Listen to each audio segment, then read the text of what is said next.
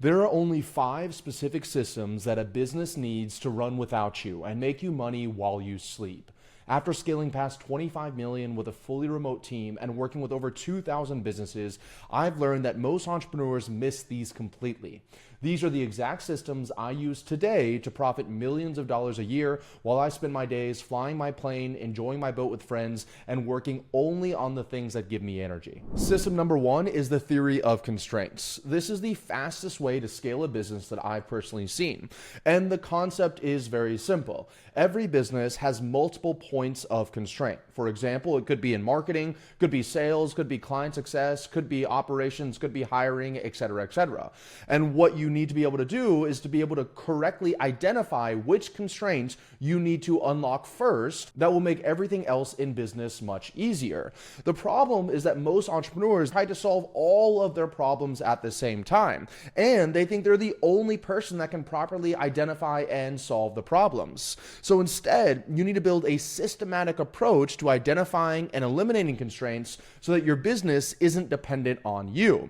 And the way that you do this is very, very simple. Step 1 is you want to create some kind of data tracking system. So for us, we use what I call a master dashboard. And on this master dashboard, it has all of the major data points from when somebody becomes a lead all the way to when they are ascended and giving us feedback on the back end. And so this could include leads, booked calls, show up rate, close rate, average cash per close, client success score, NPS score, the average return on investment for your clients, et cetera, et cetera. And when you're able to show these numbers here, well, then identifying the constraints doesn't rely on your ability to do it. It just relies on looking at the numbers and saying, oh, show up rate is low, let's fix the show up rate problem. And once all of the guesswork is taken out of the identifying of the constraint, well, then you can rely on really talented employees and systems to solve that constraint without you. Let me give you a few examples to really drive this point home. So a few quarters ago, we noticed that our back end team, our client success team, wasn't bringing in as much cash as we had initially projected. And when we looked at it, we saw it was because we weren't selling enough clients. Now, luckily, because of the data that we had, we were able to identify the reason we weren't selling enough clients was because we weren't making enough offers to enough clients. And the reason we weren't making enough offers to enough clients was because we weren't getting on enough sales calls with enough clients. And so instead of adjusting our pricing structure or what we offered on the back end, all the other things that we could have gone and did, my client success director, thanks to the data that we have here, was able to easily say, well, it's obvious we're just not taking enough calls with clients. And so now we actually track the number of taken calls that we do with clients, and lo and behold, literally the week that we started tracking it and telling our client success managers that we were tracking it, all of a sudden the number of clients that we ascended doubled in our company. And let me be clear, this isn't just problem solving. It is a systematic approach to making your business less dependent on you, one constraint at a time. Now, system number 2 is something that I call the meeting framework. Most people don't realize this, but meetings are costing you hundreds of thousands of dollars a year and keeping you stuck inside your business. See, what most entrepreneurs do is they say, oh, it's good that we have all these meetings because if we're having all these meetings, then I know that my team is working, especially if you're dealing with a remote team. But the problem here is that you're mistaking activity with progress. And what meetings do is it trains your team to look at you for answers instead of trying to figure it out on their own. If they get stuck or they can't figure out a solution to something, all they have to do is call a company meeting or call a department meeting or message you and hop on a huddle, and all of a sudden they don't have to work any harder. So instead, I want to introduce you to something I call the meeting framework. And so this is what we do every single time someone brings up the potential of having a meeting inside of our company. So you can see the first thing that we do is someone requests for a meeting. And so we ask, does this even need to be a meeting? Can we just cover this inside of a Slack message? Can we just send an Asana task to somebody or a Loom video? So if it doesn't, then we cancel it. If it does, then we ask, does it need to be this long? Over time, I've successfully brought the majority of my meetings from the standard 60-minute block down to 20 minutes. And the funny thing is, we still get the same amount of work done. So always ask if there's any way you can shorten the meeting.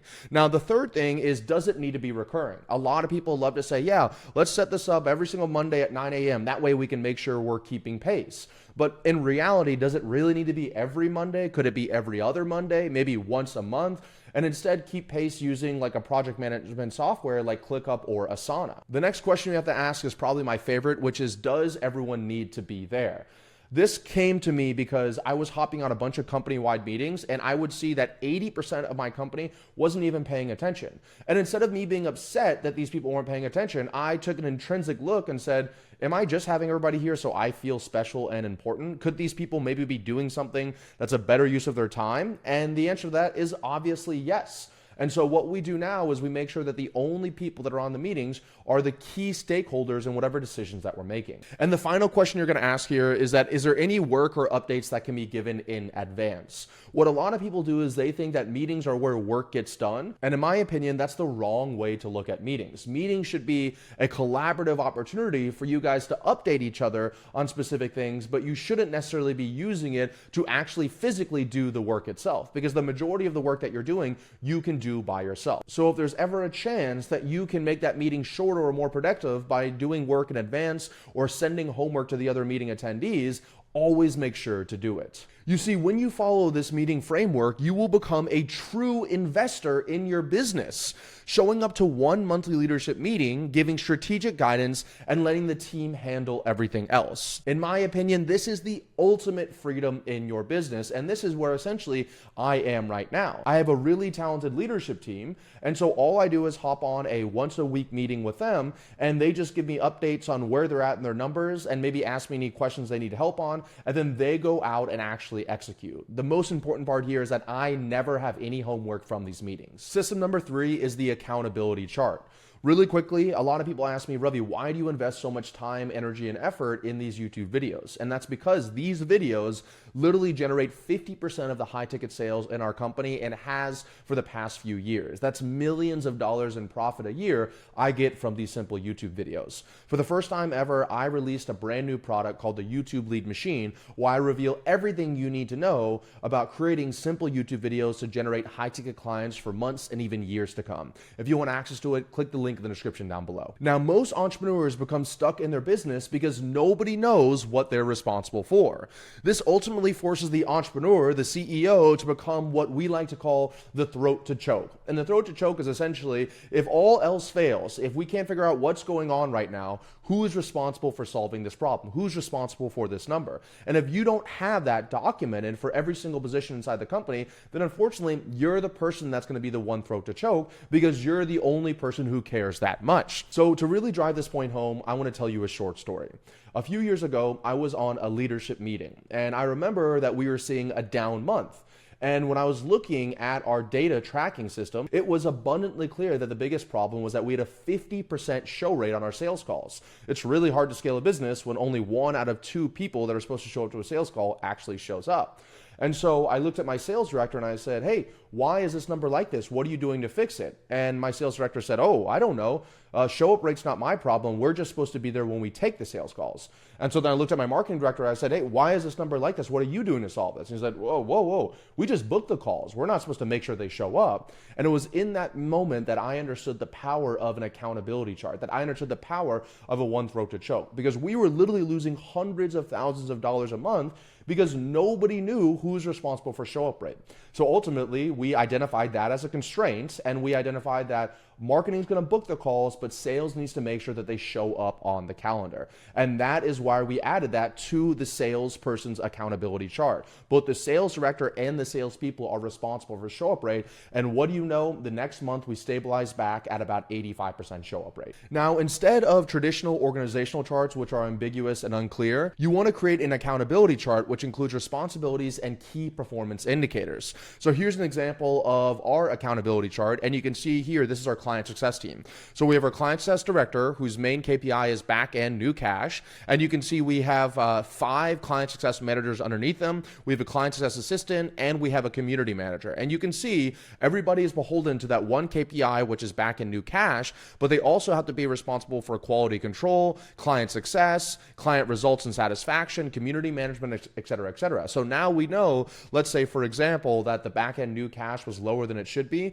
Well, I'm not going to go yell at myself or somebody else. I'm going to go find our client success director and ask him, why is that the case? Because that is his main KPI. You see, clear ownership eliminates your involvement and prevents micromanagement. Now, system number 4 is feedback loops. The scariest part about removing yourself from your business is the everything's fine fallacy. And this is when you have just a couple of direct reports, and because they're the only ones that talk to you, they never want to bring you bad news. And so they always tell you, oh, everything's fine. Oh, we have it under control. Don't worry about it. And this has happened to me more times than I can count. And because I trusted those people, I thought, okay, everything's fine. I'm not having to worry about it, until something really bad happened. And I realized that although you can really remove yourself from the business, you want to make sure you have something to keep a pulse on things so you can make sure that you can come in if it's necessary. And so this is why most people self-sabotage their efforts to remove themselves, because this is one of their biggest fears, that if they remove themselves, something's going to go terribly wrong and they're not going to find out until they maybe get a lawsuit at their front door. So what you want to do is create feedback loops that allow you to see what's happening without a filter, without getting feedback from somebody else. And so a few examples of this would be that master tracking system that we talked about earlier. Numbers don't lie. So you can have this, and even though you don't have to hop on a call with everybody or even go in and solve the problem, you can make sure you're keeping an eye on certain numbers and how they're trending over time. Also, we send out satisfaction surveys to every single person that sends us an email to our support email. This might seem something kind of trivial because it's not like they're paying us all this money and we're managing them, but it is a representation of your brand. All of these interactions are.